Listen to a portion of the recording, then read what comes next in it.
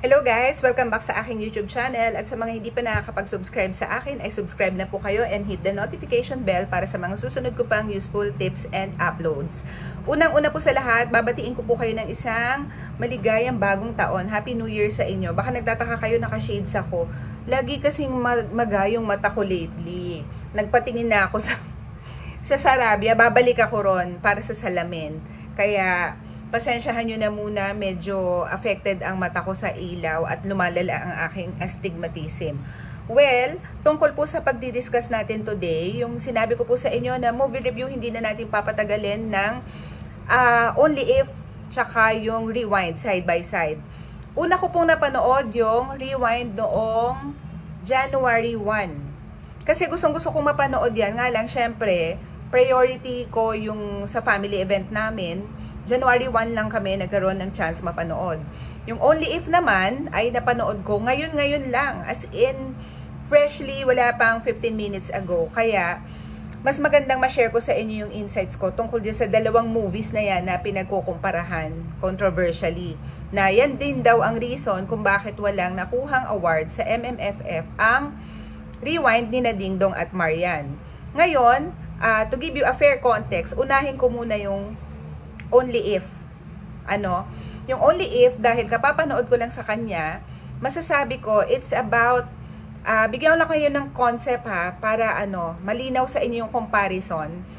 Pipilitin kong walang spoiler, pero yung Only If kasi is tungkol sa isang boyfriend and girlfriend, na ang character ay pangalan ay si Sam and Ian. Sam yung babae, Ian yung lalaki, and then, the setting is in London. Magkasama sila, magka-live-in sila, hindi naman sinabi kung ilang taon na. Pero ang pagkakahawig niya dun sa kabila is pareho yung character nung male na busy yung lalaki, laging parang nakakalimutan yung mga important things tungkol sa relationship o naisasantabin niya yung mga importanteng bagay tungkol sa kanilang partners. And then, si girl is ikakasal yung kanyang ina. So, inaaya niya si Ian na pumunta ng Ohio para ma-meet na siya finally ng buong pamilya ng girl. And then, magkakaroon ng issue yan kasi si Guy naman parang sobrang committed and busy dun sa work niya na akala nung girl isusurprise siya nung Guy pero hindi, business pa rin pala yung binook nung lalaki na eroplano. So, hindi makakapunta. Supposed to be dun sa wedding ng magiging in-law kung sakali at to meet the family ni Sam. Ganun siya.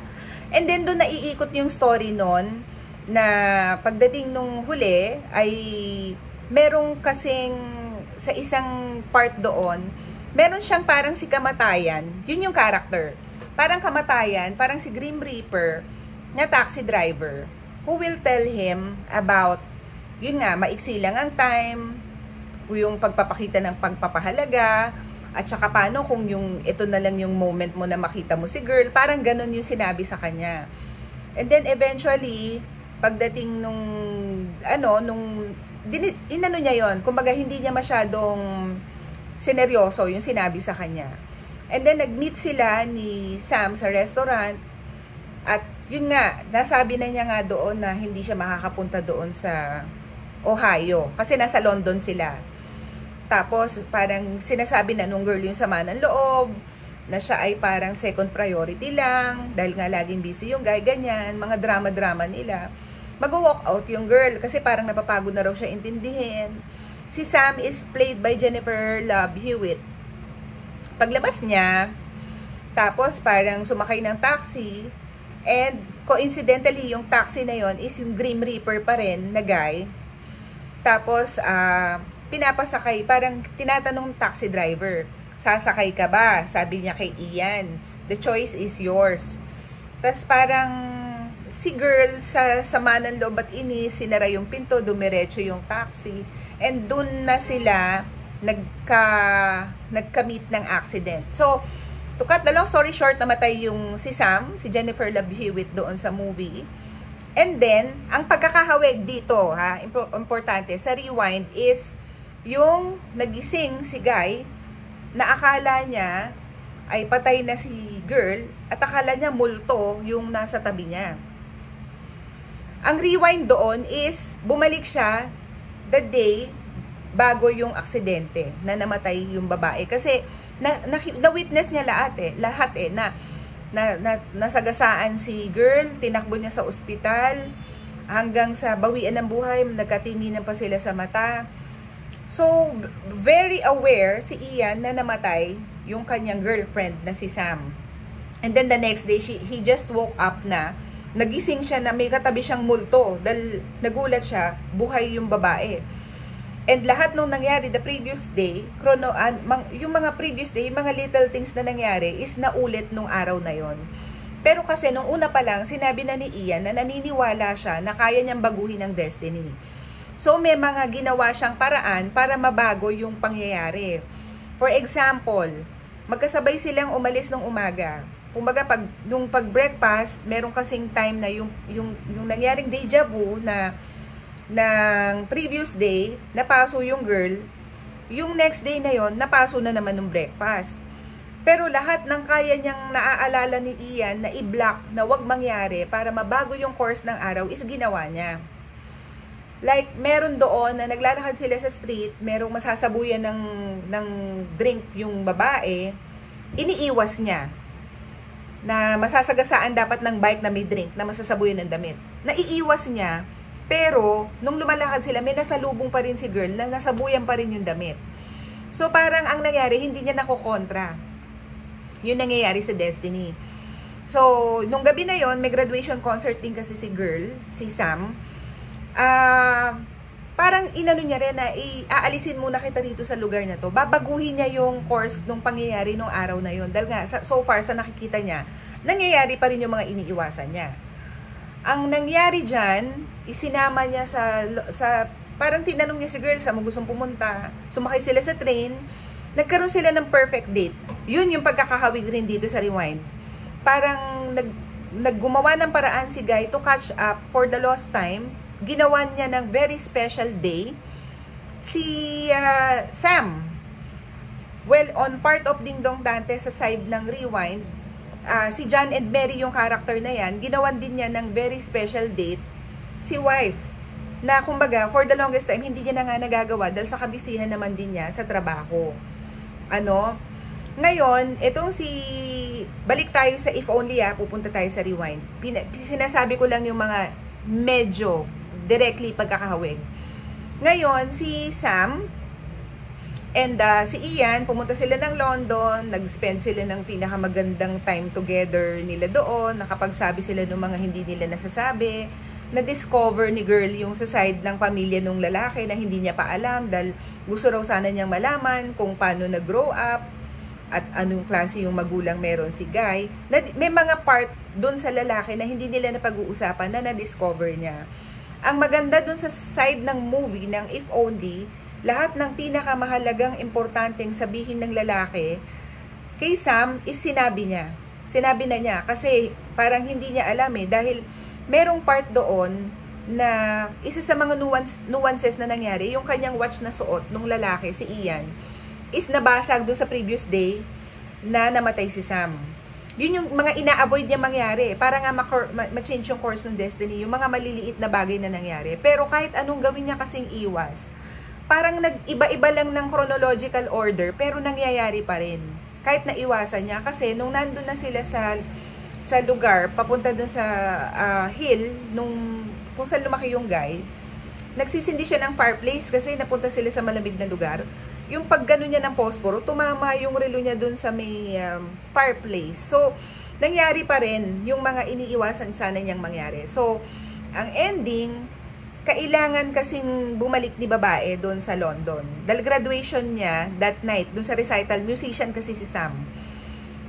Pagbalik nila, syempre, parang si lalaki sumama na rin. Hindi pagpapalit ni babae na hindi siya makapunta dun sa graduation concert na yon. Gumawa lang din ng special si Ian para maging extra special yung gabi na yon kasi may na-discover siyang kinocompose na special secret song na regalo ni girl para sa kanya. Ang ginawa ni Ian, ibinigay niya sa orchestra. pinagawa niyang surprise number kay Sam, nakantahin yung kanta na yun that was made for Ian. So, nakanta ni Sam yun doon sa recital concert niya. At parang nabuksan yung kanyang confidence na kaya naman pala niyang kumanta. Kasi doon nga is musician background lang ang papel ni Sam. So, yun yung na-unlock. Tapos, nasabi niya lahat nung mga importanteng mahalagang bagay na expression of love and admiration niya kay Sam. Lahat nagawa niya yon. Na sana naiintindihan mo kung bakit kita minahal, kung kailan kita minahal, at gaano kita kamahal. So, ganoon. So, okay na sana, di ba? So, ang catch doon, mababago niya ba yung destiny na mamamatay si girl. So, sumakay sila ng taxi, the same taxi na si Kamatayan taxi, na parang tinanggap na ni Guy kasi kahit anong gawin niya nga, nangyayari naman yung mga nangyari. So, pagsakay ni Guy, this time ang naiba, tinanong ulit ng taxi driver, sasakay ka ba o hindi, Ian? The choice is yours. This time, sumakay si Ian. So, nung sumakay si Ian dun sa taxi na yon, pagpunta nila nung crossing dun sa may traffic light, dun na naman sila mababangga ulit. Ang ginawa ni Guy is sinave niya si Sam this time. So, yun ang i-spoiler ko sa inyo, yung only if, para makumpara nyo dun sa rewind. Diba? Kung hindi nyo pa napapanood o napanood nyo na. At least ako, napanood ko, masasabi ko sa inyo, makukumpara kung ano yung pagkakahawig o pagkakaiba. So, niyakap niya si girl, kinover niya to protect her and make sure na si girl naman yung mag-live. Diba? Parang siya yung pumalit dun sa nangyari na yon. Well, this time naman, yung sa rewind, sa mga hindi pa nakakapanood, gusto ko kasi sa inyong i-encourage na panoorin ninyo. Number one, ngayon pa lang po bumabalik yung movie industry natin. Tulong nyo na yan sa atin. Kumbaga, syempre, pag pumunta ka ng sine o kung saan man, lalabas ka, kasama mong buong pamilya, kakain ka. Contribution na rin natin yan dito sa atin, di ba? Movie industry. And kasi sa akin, na ano ko rin yan, sabi ni Mayor Vico Soto, salamat doon sa mga lumalabas sa mall at kumakain at nag-aano sa pamilya. Kasi hindi nyo lang basta ginagawa yon. Lahat ng galaw ninyo ay nakakatulong doon sa tax ng local government or government itself. Diba? So, kung meron naman kayong means, why not gawin? At in fairness, maganda ang lineup ng mga MMFF this 2023. Diba? Walang pucho-pucho dyan. Kung meron man nakalusot, hindi ko alam. Pero, etong sa rewind, mabalik tayo dyan. I can tell you, this is my verdict, say, hindi po siya plakadong kopya. Hindi po siya plakadong kopya. Panoorin nyo. You can watch it. May pagkakahawig ng detalye, pero para sa akin, I want to debunk yung mga pagkakahawig ng storya. Kasi, di ba kahit naman ngayon, gumagawa tayo ng mga remake. Remake. Huwag tayo ipokrita. Huwag tayo paka-ipokrita. Gumagawa tayo ng remake ng mga Korean movie. Di ba? Mga My Love from the Stars o kung ano pa. Kahit nga Darna, nakailang remake na yan eh. Gumagawa tayo ng remake if there is something maganda or something good in the concept. May mga chance din na may napanood akong Korean, hindi ko lang maalala. Pareho yung concept. Kahit Korean eh, masyado lang tayong blinded sa mga produkto ng iba. May mga pare-pareho rin silang concept. Parang mga Joseon history, mga corruption, betrayal. Marami ring pagkakahawig-hawig yan. Sa totoo lang. Ito lang this time, ang tingin ko, kasama ring ba't nasisiraan tong rewind? Kasi marketing strategy, pwedeng yung mga kalabang movies din yung nag-aano. Dahil nga number 1 sila ngayon sa takilya. Mag-wonder kayo, ba't kaya sila number 1? Kasi because of the word of mouth ng mga nakapanood, na maganda naman talaga yung movie. Kung hindi mo naman napanood itong Only If, wala kang point of reference to compare. Pero just to justify, I took the time to watch the movie and compare. Tinanong ko rin yung anak ko, sabay kami napanood rin niya yung rewind. Sabi ko, CJ, kopya ba? Hindi naman, malayo. So, yun yung take ko sa inyo. And, ang kagandahan kasi nitong rewind, para sa akin mas makapal yung arte. Yung klase ng pag-arte, effectivity ng pag-acting nung sa atin, nung Dingdong tsaka Marian. Mas maganda yung acting nila. ultimo yung bata, si Jordan, na pamangkin ni Carla Estrada, pinsan ni Daniel Padilla. First time a-acting nun, para sa akin, hindi ako nag-expect sa bata, pero magaling din yung portrayal ng bata. Sa Only If, walang bata. May bata doon, pero ano lang, very bit role, hindi nila anak. This part naman sa Rewind is, ang kagandahan sa kanya, yung storytelling. May comedy rin. Ang Only If, wala. So, sa Rewind, matatawa kayo, maiiyak kayo, yung hindi kailangan parang, ay, kahawig din nung story ng buhay ko siya. Hindi. Maganda yung overall kwento niya. Kasi, para sa akin din, baka isa ring reason ba't siya sinisiraan. Panoorin niyo Channel 7 ngayon. Ang Channel 7, meron tayong Love, Die, Repeat ni Jeneline Mercado at ni Sian Lim. Hindi ko lang alam yan kung TV series yan or parang movie yan. Pero I think TV series yan ng 7. Love, Die, Repeat. Ganun din. Maa-aksidente rin si Guy. Tas uulit-ulit sila sa time loop. Diba? So, yung pagkakapare-pareho na yan ng mga plot, hindi talaga yan bago. Hindi maiwasan. Pero kung paano yung take talaga ng flavor sa sarili mong story at storytelling, malayo ho. Ako na nagsasabi sa inyo, malayo si Only If, si Rewind. Meron mga pagkakahawig talaga na spot on, pero hindi siya plakadong kopya. Yun naman sasabi ko sa inyo. Baka yung paninira na hindi nanalo ng MFFF or napag-initan or what, hindi ko rin alam ang reason dyan dahil hindi naman ako taga showbiz industry. Pero yung Rewind is a must watch. Lalo na po doon sa mga kaibigan nating OFW, marami akong kaibigang OFW. Pag nakarating po sa bansa ninyo, yung MMFF, ay tangkilikin ninyo at panoorin. Napaka worth it niyang panoorin. Ayoko siyang i-spoil sa inyo ng buo eh. Ayoko siyang i-spoil sa inyo ng buo para ma-appreciate nyo pa siya. At least, nakwento ko sa inyo yung If Only. Diba? Yung point of reference, at least may idea na kayo. Makukumpara nyo ngayon, kayo ang magpatunay kung plakado nga nung If Only yung Rewind. Pwede nyo rin panoorin, pero at least kung wala kayong time, nakwento ko na sa inyo, yun ang kwento ng If Only. Ang Rewind is iba. Iba yung take niya, iba yung laro ng characters niya. Kung dito, ang kaya ko lang ibigay na spoiler, dito si Kamatayan yung parang nag-take ng life. Dito ang kausap is si God. Parang mas malalim eh. Dito si God. At magbibigay ng reasoning si God sa mga nangyayari.